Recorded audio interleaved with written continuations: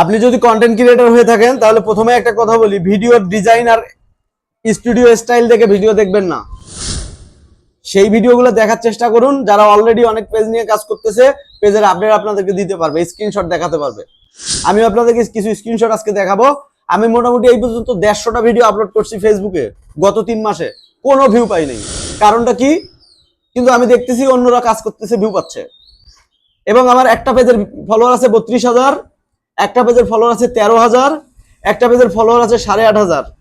এবং এই ফলোয়ার গুলো সব একটি ফলোয়ার কাজ করে নিয়ে আসা। আমি মিলিয়ন মিলিয়ন ভিউ পাইছি, সেগুলোর থেকেই ফলোয়ার পাইছি। কিন্তু আমি কি ভুল করছি যার কারণে আমি আর ভিউ পাচ্ছি না? এবং 2025 সালে ফেসবুক কি বদলায় ফেলছে, অ্যালগরিদমে কি করে ফেলছে যার কারণে আসলে আর ভিউ আসতেছে না। এই সব বিষয় জানতে হলে এই ভিডিওটা আপনাকে মোটেও স্কিপ করা যাবে না। আর ভিডিওতে অবশ্যই একটা রিঅ্যাকশন হিট করতে হবে এবং সাবস্ক্রাইব করে নোটিফিকেশন চালু করতে হবে, কারণ এই ধরনের কথাবার্তা আর ইউটিউব চ্যানেল নিয়ে বিভিন্ন বিজ্ঞানীমূলক কথাবার্তা আমি নিয়ে আসবো আপনাদের জন্য। বলতে পারেন এক ধরনের ফেসবুক বিজ্ঞানী, ইউটিউব বিজ্ঞানী। চলুন ভিডিও শুরু করা যাক।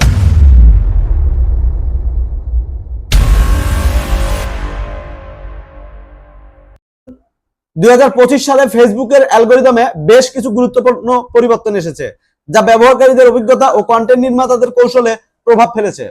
কি কথাটা বলছে দেখছেন? আগে বলে নিই, এই কথাগুলা আমার নয়, এই কথাগুলো আমি ওয়ার্ল্ডের ট্রাস্টেড ওয়েবসাইট গুলা থেকে নিয়ে আসি, তাদের কাছ থেকে খুঁজে খুঁজে নিয়েছি এবং সেগুলা থেকে একটা প্রতিবেদন তৈরি করে আপনাদের সামনে বিশ্লেষণ করতেছি। সো ভুল ত্রুটি হতে পারে, ভুল ত্রুটি হলে সেটা কমেন্টে বলে দিবেন এবং কোন বিষয়গুলো আমার কাছ থেকে বেশি বেশি জানতে চান অবশ্যই জানাবেন। তো তারা বলেছে কন্টেন্ট নির্মাতাদের কৌশলে প্রভাব ফেলেছে। আমি 150-এর উপরে ভিডিও আপলোড করছি, একটাও ভিউ পাচ্ছি না, খালি 200, 300, 400 এরকম ভিউ হচ্ছে। হঠাৎ একটা ভিডিও হয়তো 3,000, 4,000, 11,000, 10,000 ভিউ হয়ে থেমে যাচ্ছে। কোনো ভিডিও এখন পর্যন্ত আমি মিলিয়ন বা লাখে নিয়ে যেতে পারতেছি না। এর সমস্যাটার কারণ কি? এবং ফেসবুকে প্রত্যেকের ইনকাম কমে গেছে, এইটার কারণ কি? আসলে কি ইনকাম কমে গেছে? রিলস ভিডিও থেকে অনেকের ইনকাম হিউজ ছিল, কিন্তু এখন ইনকাম নাই। ইনস্ট্রিম থেকে ছিল নাই, এখন কন্টেন্ট মনিটাইজেশন আসার পরে মোটামুটি বেশ কিছুদিন সবাই স্টোরি দিয়ে ইনকাম করলো, এখন সেটাও কমে গেছে। কিন্তু অনেকে আবার ডলারের স্ক্রিনশট দিচ্ছে ফেসবুকে। সকল প্রশ্নের উত্তর কিন্তু আজকের এই ভিডিওটাতে পাবেন। চলুন আমরা স্টেপ বাই স্টেপ জানি। ব্যক্তিগত ফিড মানে ব্যক্তিগত ফিড সংযুক্ত সুপারিশকৃত বিজ্ঞাপন, এই বিষয়টা নিয়ে আমি আপনাদের সাথে আলোচনা করি। ফেসবুক এখন 3 ধরনের কন্টেন্ট ফিড প্রদর্শন করে। প্রথমটা হচ্ছে সংযুক্ত কন্টেন্ট, পরেরটা হচ্ছে সুপারিশকৃত কন্টেন্ট, তারপরেরটা হচ্ছে বিজ্ঞাপন। মানে এতদিন বিজ্ঞাপনের উপরে বেস করে কোনো ভিডিও দেখাইতো না, যার কারণে ইনকামের সমস্যাটা হচ্ছে। এই সমাধানটা আমি বিশ্লেষণ করতেছি একটু পরে। প্রথমে সংযুক্ত কন্টেন্ট নিয়ে আলোচনা করতেছি। ব্যবহারকারীর বন্ধু, অনুসরণকৃত পেজে ও গ্রুপ থেকে। মানে প্রথম আপনি ভিউ পাচ্ছেন সংযুক্ত কন্টেন্ট থেকে।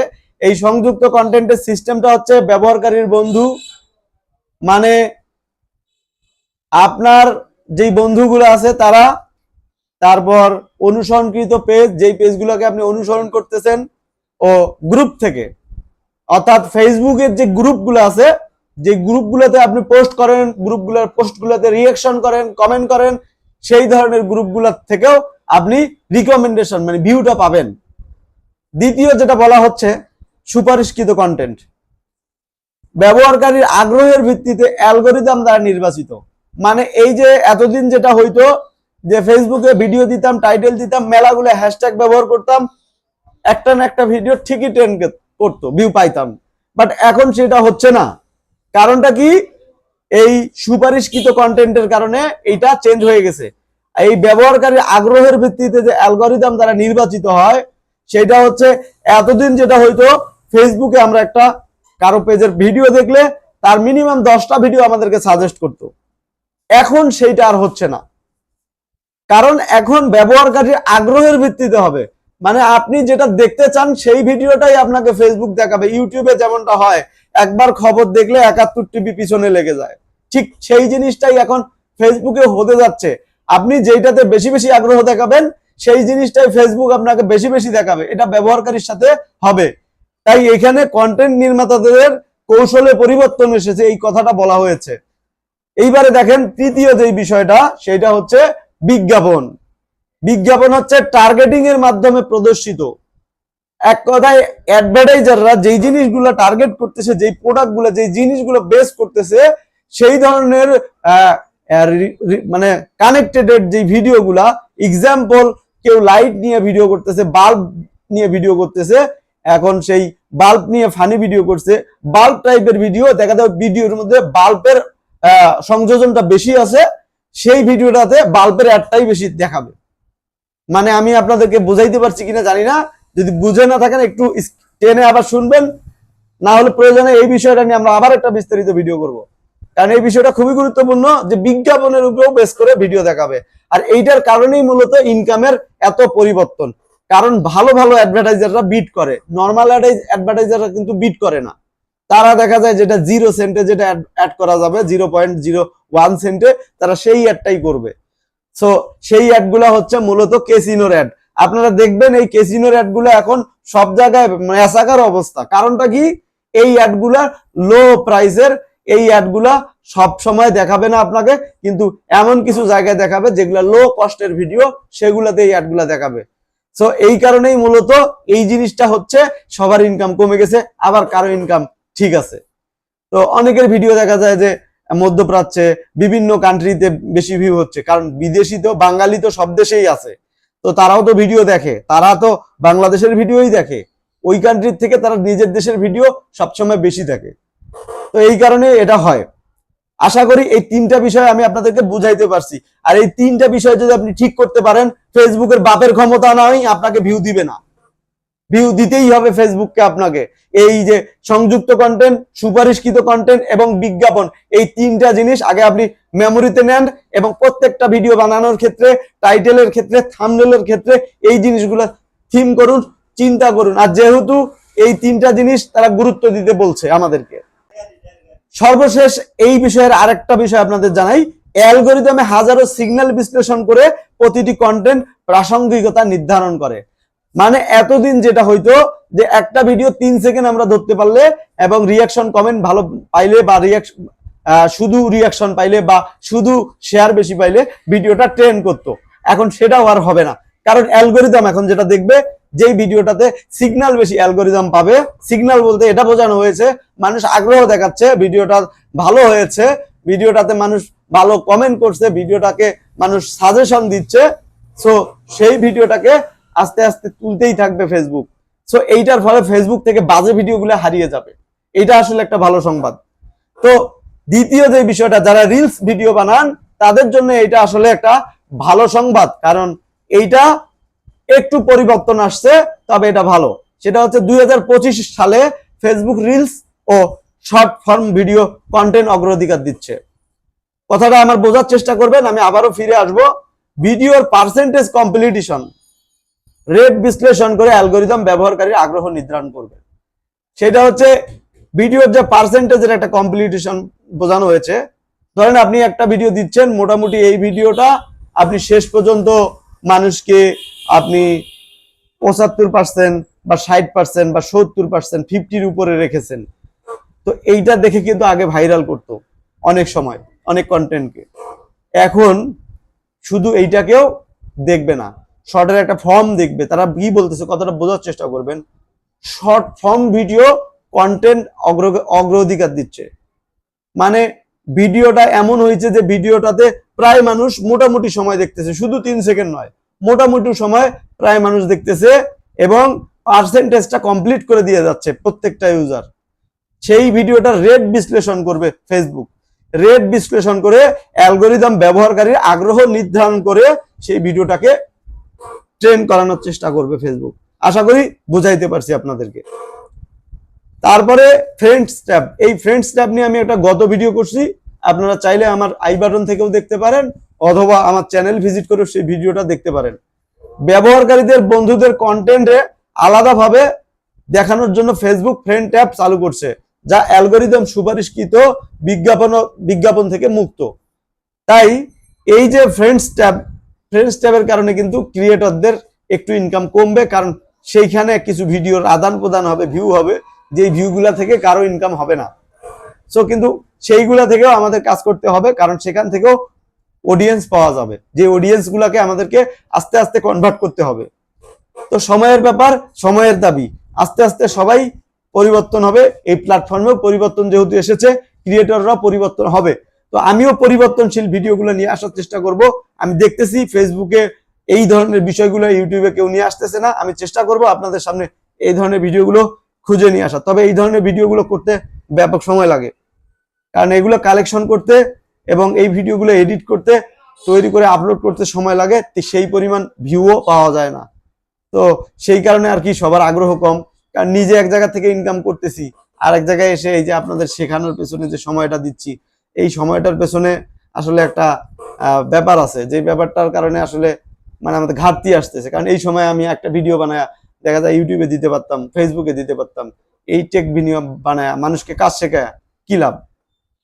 কারণ খুব বেশি তো ভিউ হবে না।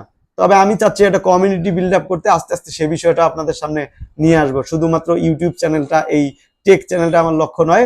আসলে এইভাবে শেখায় কখনো আপনারা আগাইতে পারবেন না। সামনে আমি গ্রুপ করব, যে গ্রুপের মাধ্যমে আরো বিস্তর বিষয়গুলো আপনারা জানতে পারবেন।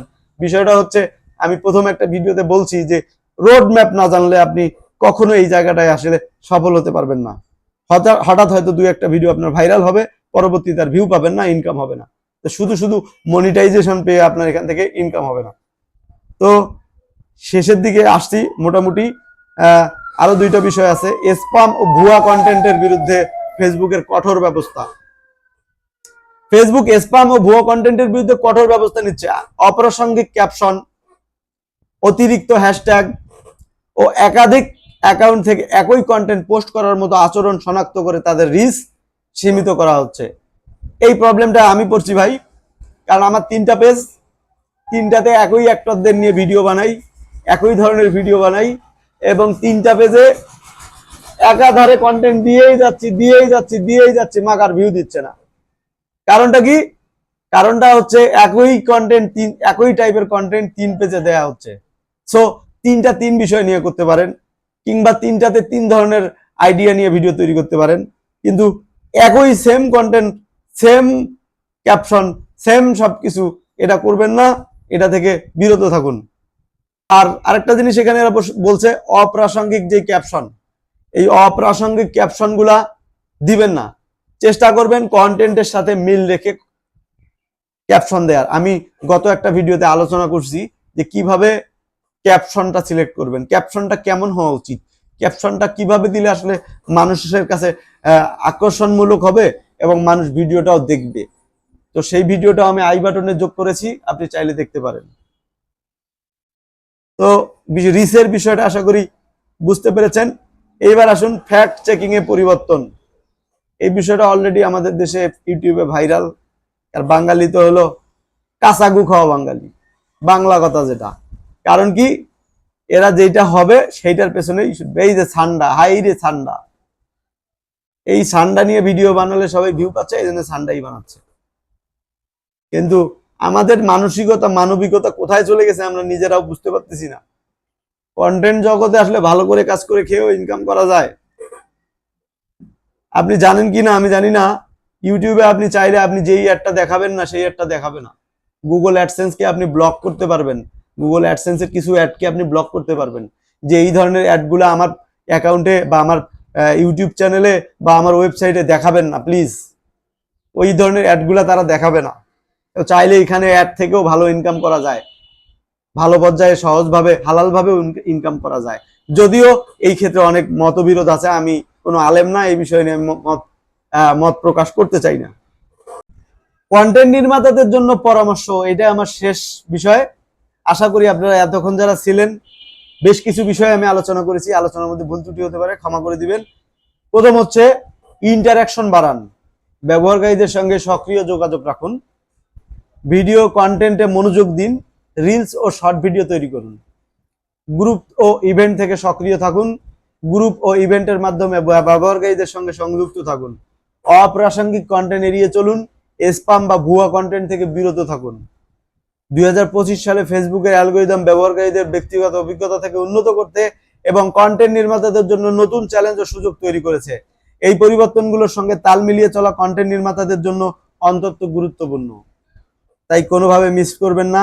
এগুলো তথ্য আমি বিশ্বের স্বনামধন্য ওয়েবসাইট থেকে নিয়েছি, যেগুলোর নামগুলো এখন আমি আপনাদের সামনে বলবো। একটার নাম হচ্ছে বাপার, আর একটার নাম হলো ওয়ার্ল্ড মিডিয়া, আর একটার নাম হলো দি ভার্স, আর একটার নাম হচ্ছে উইকিপিডিয়া, আর একটার নাম হচ্ছে বাফার, আর একটার নাম হচ্ছে হটস্পিটস, আর একটা ওয়েবসাইটের নাম হলো সোশ্যাল বি, একটার নাম হলো মেট্রিকোল। এইরকম আরো অনেকগুলো সাইট আছে, রেডিট আছে, ইউটিউব আছে। মোটামুটি 20টা ওয়েবসাইট থেকে খুঁজে খুঁজে আমি এই ভিডিওটা তৈরি করছি। তো যেহেতু আমি কথা বলছি, হয়তো অনেক জায়গায় কথার মধ্যে বোঝাতে ভুল হয়েছে, ক্ষমা সুন্দর দৃষ্টিতে দেখবেন। আর আমার চ্যানেলটাকে প্লিজ সাবস্ক্রাইব করবেন। আল্লাহ হাফেজ।